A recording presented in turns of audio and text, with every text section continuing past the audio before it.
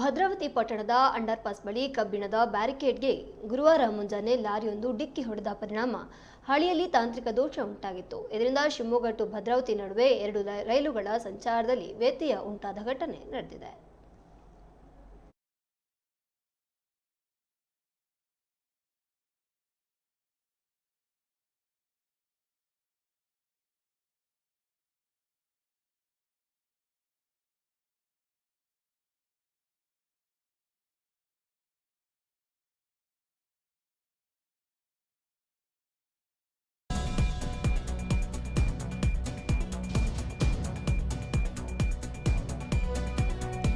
ಘಟನೆಯ ಕುರಿತಂತೆ ಮಾಹಿತಿ ಪಡೆದ ರೈಲ್ವೆ ಅಧಿಕಾರಿಗಳು ಹಾಗೂ ಸಿಬ್ಬಂದಿಗಳು ಸಮರೋಪಾದಿಯಲ್ಲಿ ಹಳಿ ದುರಸ್ತಿ ಕಾರ್ಯ ನಡೆಸಿದ್ದಾರೆ.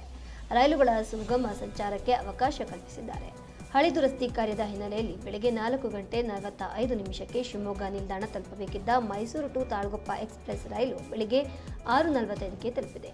ಹಾಗೆಯೇ ಶಿವಮೊಗ್ಗದಿಂದ ಬೆಳಗ್ಗೆ 5:15 ಹೊರಡಬೇಕಿದ್ದ ಬೆಂಗಳೂರು ಜನ ಶತಾಬ್ದಿ ರೈಲು 6:35 ಹೊರಟಿದೆ ಎಂದು ತಿಳಿದು ಬಂದಿದೆ.